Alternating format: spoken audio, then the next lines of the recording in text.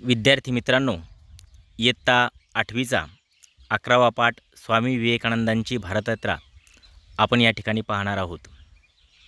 स्वामी विवेकानंदांना अनेक नावानं लहानपणापासून संबोधलं जायचं।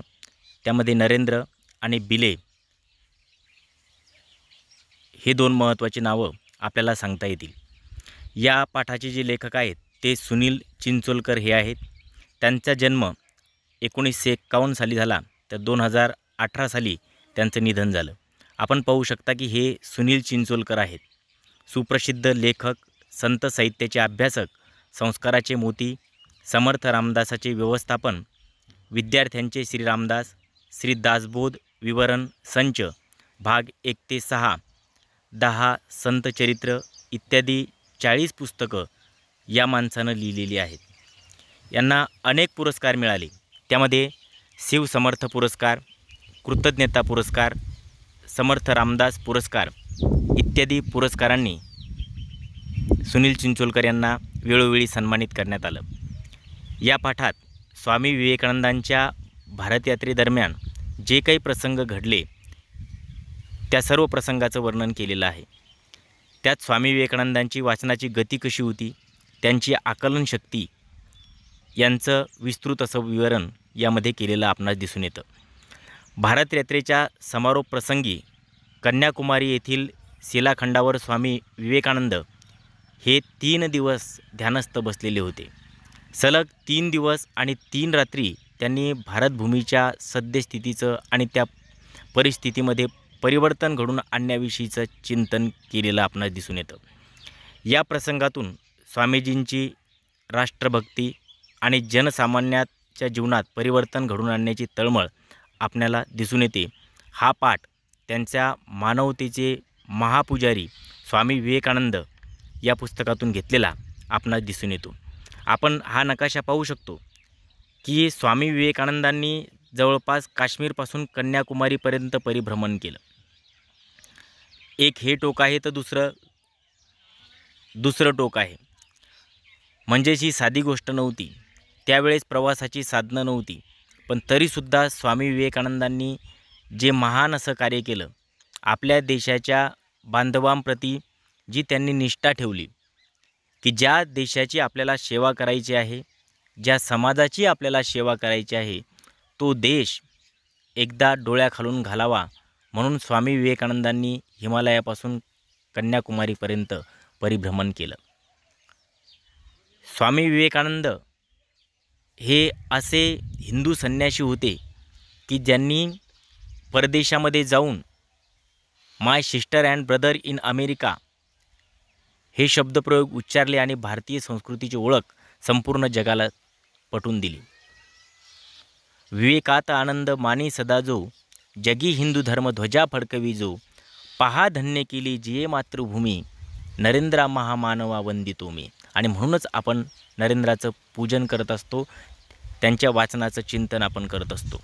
मग स्वामीजींनी काश्मीरपासून कन्याकुमारीपर्यंतचा प्रवास केला।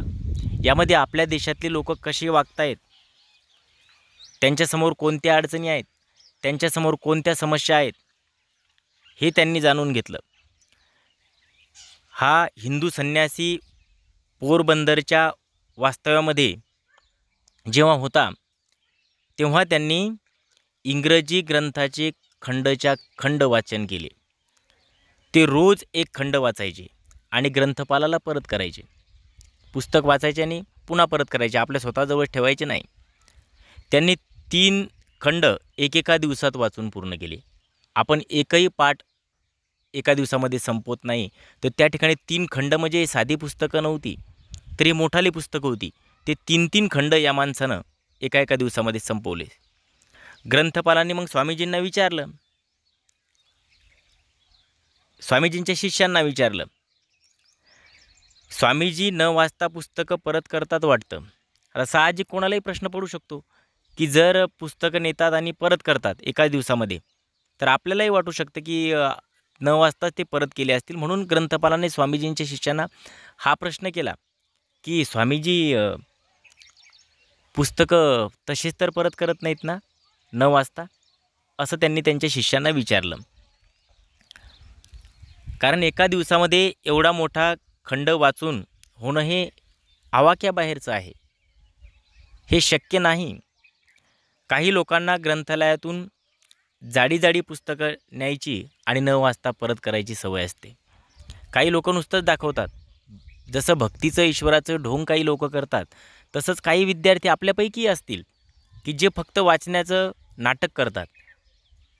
सकाळ किंवा संध्याकाळी जेव्हा तुमचे पालक तुम्हाला म्हणतात की बाळा अभ्यास कर, तेव्हा आपण फक्त समोर पुस्तक घेतो, वही घेतो, पेन घेतो, लिहिण्याचं नाटक करतो, नाहीतर वाचनाचं नाटक करतो. तर त्यांनाही ग्रंथपालांना असं वाटलं की कदाचित स्वामीजी पण हे नाटक करत असतील. त्याने इतकं शक्य नाही वाचणं इतक्या कमी वेळामध्ये. थोडं चाळायचं आणि वाचल्यासारखं दाखवायचं, अशी अनेकांची प्रवृत्ती असते. तसंच बहुतेक हा साधू करत असेल. शिष्यांनी हे सगळे स्वामीजींना सांगितलं. शिष्य आला आणि स्वामीजींना सांगितलं की हा ग्रंथपाल असं असं म्हणत होता. मग चौथ्या दिवशी चौथा खंड घेण्यासाठी स्वामीजी स्वतः गेले. चला आपण स्वतः जाऊया आणि ग्रंथपालाची भेट घेऊया. त्यांनी तो ग्रंथपालाकडे मागितला आणि त्याला सांगितलं, पहिले 3 खंड माझे पूर्ण वाचून झालेले आहेत. मी 3ही खंड पूर्ण वाचलेले आहेत. तुम्हाला जर काही शंका असेल तर त्यातलं तुम्ही काही पण विचारू शकता. स्वामीजींनी त्यांना स्पष्ट सांगितलं की मी हे वाचन केलेले आहेत आणि तुम्हाला जर काही विचारायचं असेल, शंका असेल, तर तुम्ही त्या ग्रंथाचं वाचन केलं पाहिजे असं त्यांना सांगितलं. आणि तुमचा जर ग्रंथ वाचून झाला असेल आणि तुम्हाला जर काही शंका असेल तर तुम्ही मला विचारू शकता. त्यातला कोणताही प्रश्न तुम्ही मला विचारू शकता. आता स्वामीजींनीच आव्हान दिल्यामुळे ग्रंथपालानं विचार केला की हे जाणून घेऊया की ते किती प्रामाणिक आहेत. खरंच यांनी वाचन केलं आहे का? यांनी हे ग्रंथ चाळलेत का? असा प्रश्न त्यांना पडला आणि त्यांनी ठरवलं की त्यांना आता प्रश्न विचारायचे. मग ग्रंथपालांनी स्वामीजींना खंडातले उभे आडवे प्रश्न विचारले.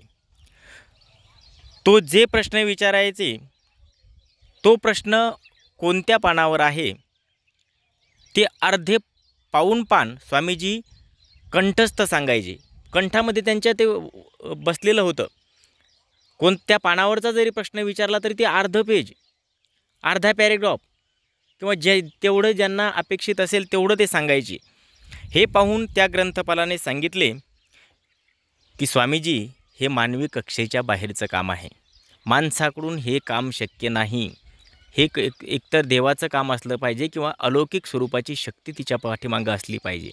मनुष्य हे काम करू शकत नाही.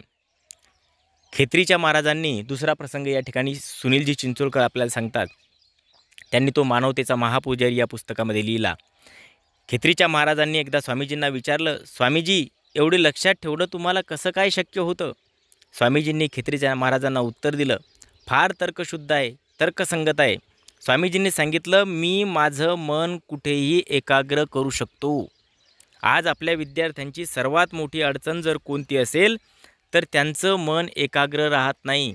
ते अभ्यासाला बसले की त्यांच्या मनामध्ये अनेक स्वरूपाचे प्रश्न यायला लागतात, अनेक कल्पना यायला लागतात आणि त्यांचं मन हे वाचनापासून भटकतं.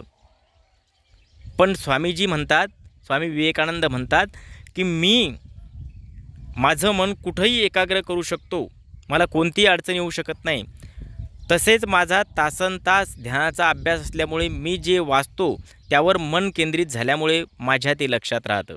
मी ध्यानधारणा करतो, मी ईश्वराचं चिंतन करतो आणि त्यामुळं मला जे काही आठवायचं किंवा जे काही वाचायचं ते मी पूर्णपणे लक्षात ठेवतो. ते माझं पाठ होऊन जातं. पुढे स्वामीजी म्हणाले, असं बघा राजेसाहेब, आपण मुलांना अक्षरं शिकवतो, शब्द शिकवतो, त्यानंतर वाक्य शिकवतो. आपण वाक्यापाशी थांबतो.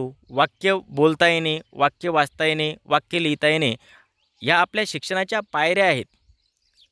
आपल्या नेत्रेंद्रियाची शक्ती आणखी आपण विकसित करू शकलो तर आपल्याला एकदम परिच्छेद वाचता येईल, असं त्यांना सांगितलं. उदाहरणार्थ, आपण लहान मुलगा असेल तर तो वाचन कसं करतो? नमन, म्हणजे एक शब्द वाचतो, एक शब्द वाचण्याचा तो प्रयत्न करतो. थोडी त्याची वाचन क्षमता जर विकसित झाली तर तो नमन हा लगेच शब्द वाचतो. तिच्यानंतर त्याचं आणखी वाचन वाढलं की नमन भजन कर, असं तो एका दमात ते वाक्य उच्चारू शकतो, वाचू शकतो. स्वामीजींनाही तेच अभिप्रेत आहे की जसा एखादा शब्द, एखादं वाक्य आपण एकदम वाचतो आणि एकदम लक्षात ठेवतो, तसं मला एक एक पॅरेग्राफ वाचण्यामध्ये मला कोणतीही अडचण येत नाही. पूर्ण पॅरेग्राफ, पूर्ण परिच्छेद मी एकाच वेळी लक्षात ठेवू शकतो आणि तो सांगूही शकतो. म्हणजे आपण विद्यार्थी मित्रांनो विचार करा की स्वामीजींची आकलन क्षमता, स्वामीजींची विचार क्षमता आणि स्वामीजींची जी काही आपल्या अध्ययनावरची, अभ्यासावरची निष्ठा आहे, ती आपण या ठिकाणी जोपासली पाहिजे. एखाद्या विषयामध्ये जर आपण आवड निर्माण केली तर तो विषय आपल्या पूर्णपणे लक्षात राहू शकतो. तो विषय आपण कोणालाही कधीही विचारला तर सांगू शकतो. विद्यार्थी मित्रांनो, आपण या ठिकाणी थांबू आणि पुन्हा भेटू.